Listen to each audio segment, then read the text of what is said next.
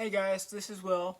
Um, Posting something on season 40. I will be doing this every week, and it'll be a review of each episode. Probably gonna be about like 10 minutes or so. Um, and I will be looking at some notes because I don't remember everything. So um, if you see me doing that, it's all good. I'm just looking down for a second. I'll look back up. If you guys have any questions about the episode, let me know down in the comments, and I will help you answer those as much as I can. Anyway, let's get to it, shall we? I thought that the tribe divisions, meaning the red tribe with Amber, Yule, Tony, Tyson, Danny, Michelle. Hold on, I might be forgetting a couple people. Um, let's see. Sophie, Nick, Sarah, and Wendell, and Sandra, and Kim were actually very balanced because what you want is you want a couple big threats, meaning Tyson, Kim, and Amber's one because of her association with Rob, but more of that later. You want a couple big threats and then a couple mediums, like Sarah and Sophie, and then you kind of want ones that can just go about their day and their business.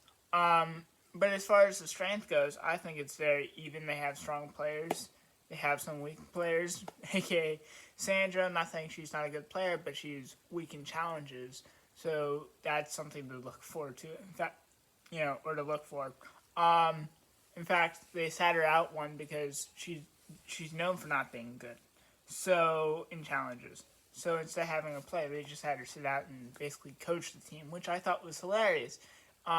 Because it allows for that dynamic of she's still a part of it, but she's yelling at everyone to keep moving, and she's like, Tony, move, get moving, don't stop, and don't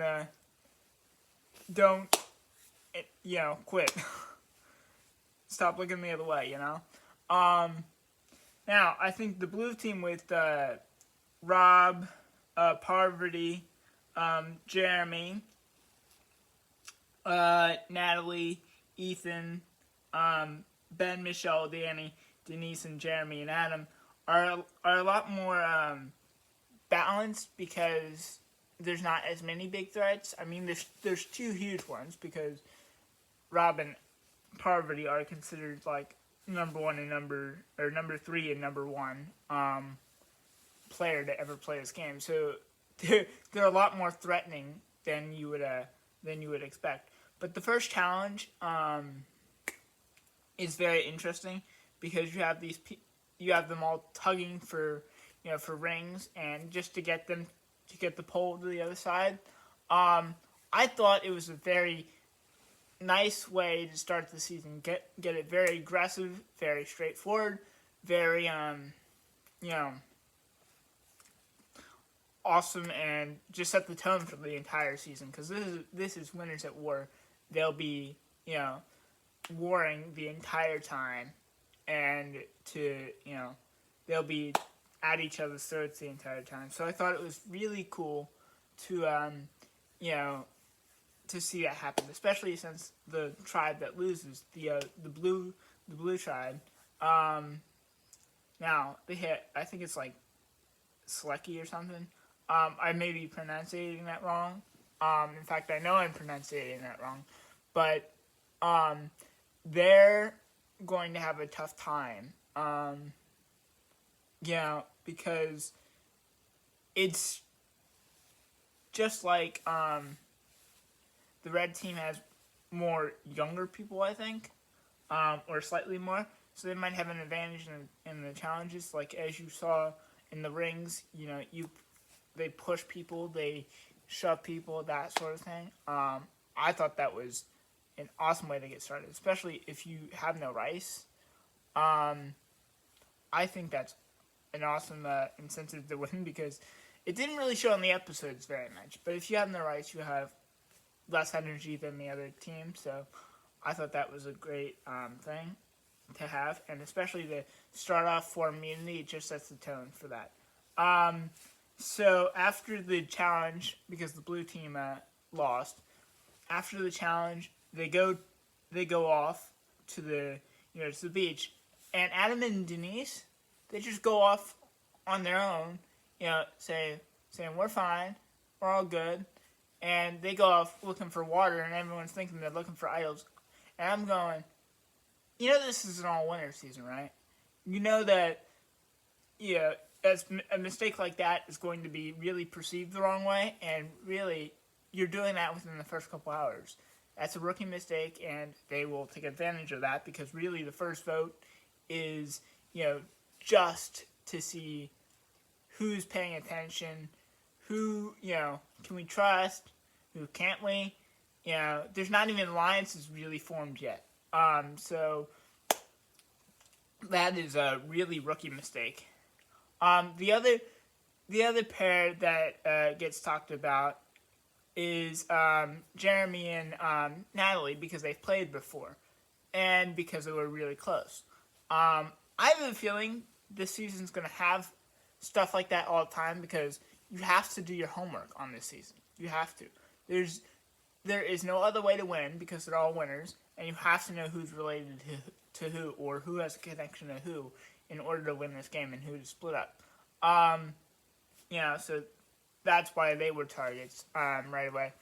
I think that the alliances that formed, meaning the new school and the old school players, right, from that side of the game, is very interesting because you have some people that are very used to the old school way of things lining up together, and you have new school players lining up together because they're used to each other's tactics and stuff like that. So the old school players are Rob, Parvati, Ethan, and Danielle. And then the new school players are like Ben, Jeremy, Natalie, and, people like that that are starting to click together. Now, it's very interesting that when they were going to vote and everyone was scrambling and stuff, that Ben literally was walking with Rob and Jeremy, right? And he was just like, oh, well, their names being thrown out. That would have been fine. But then Rob goes, whose name? And he just ends up getting it out of Ben like a puppy. And it's like, dude, you lasted like 20 seconds before you cracked, right? So that's going to be a problem for Ben if he can't keep his, mouth shut because people are going to start realizing they can't trust him with information if he just lets it go like that all the time. And because of that, the alliance that I mentioned earlier is formed and is ready to go. So of Ethan, Parvati, Rob, and Danielle.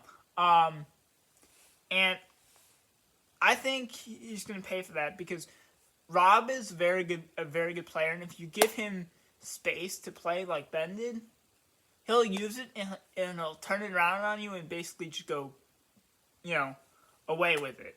So, and he immediately confronted Danielle about it because he's threatened by his name being thrown out. And it's like after that, they're not even talking about Rob and Parvati. In fact, Rob and Parvati have a conversation. They're like, what are the two biggest threats on this entire cast? In fact, probably of all time. Two of the three biggest threats of all time. And they're not even talking about us. We're ranked 1 and 3, and they're not even talking about us at all. Without any regard. And some of that has to do with, those two's charisma and what they have going for them inside the game and out. And it's just like, why aren't you even thinking of that? In fact, if you give those two time, they might actually get really good and get a footholding in this game and they might be a threat to be reckoned with. And I think that they should keep working together because number one, they're two of the biggest artists. Number two, they're two of the greatest players, so they're probably double the mind. And it'd just be fun to see their interactions with each other because they're funny and they're enjoyable to watch. So I hope that they stick around for a long time. Now it's funny when they get to tribal and they're talking, and they have to vote somebody out, and they're going, "Oh well, this person said this," and they come out with the Adam and Denise left, and then and then they start talking about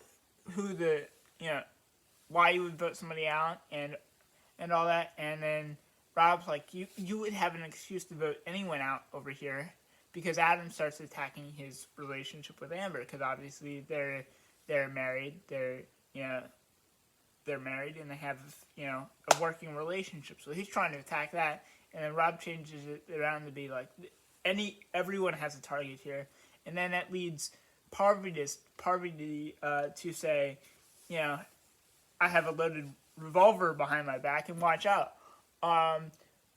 which isn't a bad statement in itself, but if you have Ethan, who hasn't played in years, and he goes and says, well, I don't know what the plan is anymore, people start turning their heads and start noticing that there's connections there, which is bad, because they were actually flying, below the radar. We'll see if that sticks next episode. I hope it does, because I want Rob and Parvati to basically stay in the entire game if they can, because I like those two people playing the game.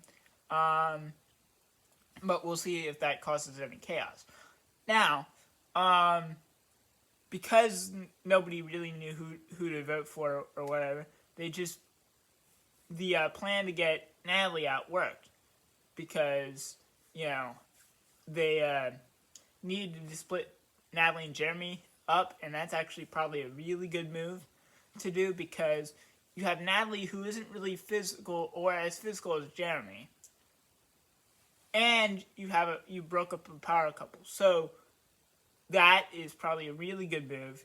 It's just the repercussions of that after Tribal may shine next episode.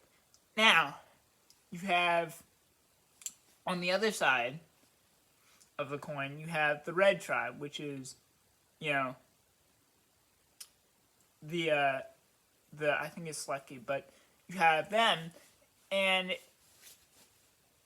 now they seem to be breaking up into three packs: Kim, Amber, and Tyson. Meaning, I call them the Rob group because they're all very close allies of Rob. You have Yul. I forgot people's names already. You have Yul, Sarah. Yul, Sophie, Nick, and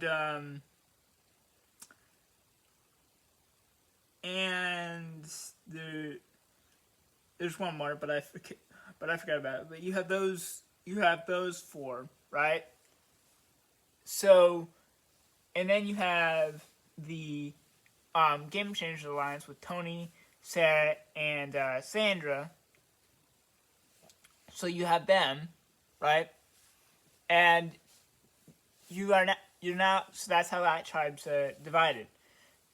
So they get back. They build shelters or whatever, and they're already talking. They're deciding who's aligning with who, which this tribe's a lot slower because they don't have to go to tribal the first time. So you have those alliances building, and then you get to the second immunity challenge where they should have won, but they lost it at the end because number one, Rob and his physicality is launching everyone over the other side. So even if you're scared of, if you're on the blue team, even if you're scared of Rob, you kind of need him to help you through challenges, at least up until the merge, because you'll probably lose without him, and you need, to a certain point, you need people. So that's something to look out for. And there is something else to look out for too. Is Jeremy, because he's really strong, so you can't really get rid of him. But anyway, so they start launching people over, and their physicality basically catches up with the other tribe, and because Jeremy's throwing the rings right at the end, it's just a lot better for the air, for the rings to get in the air, and the way he's throwing them, because he's throwing them underhand. Wendell's kind of throwing them, but he's not really throwing them like this. He's throwing them like that, kind of overhand-ish. So that's why they lost. And you have, Rob saying at the end of that I can't help Amber. She needs to protect herself, and everything. So she needs to do that, yes. But when she gets back to camp, what does she do? She doesn't really do that. She kind of just lets them all go, and and doesn't really check up on anything. And especially that Poker Alliance, because Yule's going off about the Poker Alliance, and he wants to get them. He wants to get them because they're connected to Rob and connections and everything. And the fact that he knows that is amazing, because you have to do a lot of homework on these players to know that, and it's just amazing to me to see that come together. So that's awesome. And Sandra, he gets Sandra in on this, which is fine. I believe they're going for water or whatever while they're talking, and she's all mad at Rob because supposedly, quote unquote, she is mad at him for not telling her he's coming out here. But if you look really closely, and especially if you're like me and you check the interviews for this sort of thing, she's probably more mad at him that he showed up, because she wanted to use his tricks, because she's like, oh, he taught me all this sorts of stuff. And Sandra views Rob as like her equal on the other side, which he technically is. So she views him as a threat, and she may have actually thought she had this game in the bag without him being there, or had a tremendous better shot without him being there. So she's all ticked off that that she got that, and she's got him over on the other side, and she's not mad at it because he didn't tell her. She's mad at it because he didn't make the game easier for her. So that's probably why she's mad at that. And the fact that Sandra gets sold an idol by Natalie at the edge of extinction is surprising. It's very, she might be using it as a ploy to help Sandra out, or try to, get in with somebody and fuel her anger towards Rob, because she knows that's going to be a warpath. So she might be trying to do that. Who knows? But just the fact that you give Sandra an idol and a chance to stay in this game. Granted, she can only use it for 3 tribal councils, so she can only use it for 2 more. But granted, the fact that you let maybe the best, although I think Rob's the best player in the number 1 spot, but you can really interchange Parvati, Sandra, and Rob in like whatever order you want. But arguably, to hand one of the best players an idol, it's playing with fire, quite literally, and we're on Survivor, so it represents fire. But that's quite literally a problem, because you don't want that to come back and bite you, because it might. So she gets an idol, and Amber, even though she knows she's on the chopping block, isn't moving, isn't doing much, isn't running around checking on things. And Tyson gets switched over because he realizes he's on the chopping block too. He switches over with Yul because he's like, I want to stay in this game, which is great because he recognizes what Kim and Amber don't quite yet, because they realize. I mean, Kim realizes she's on the bottom because she's begging, which is very different for her because she's never been on the bottom. So it's a very different, aspect, if you will, of that. So he switched over with them, and Amber is not really realizing that. The only time she realizes that is when she goes to Tribal, and she talks and goes, maybe people are playing, too fast. Tony's going here, Tony's going there, and it's just sad because it's like that's where the game is at now. You have to play at that speed. If you don't play at that speed, you're out. That's the whole reason why she got voted out, because she didn't really think of that far ahead. And also of her connection to Rob. So she's the second person out.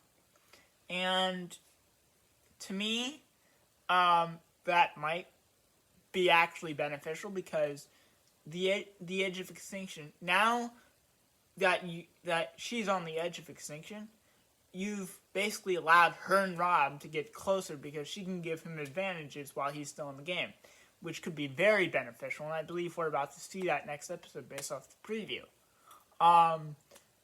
But I would have kept her around because I don't want them connecting with each other. So I would have kept them around for a bit, and then kept one of them till the merge.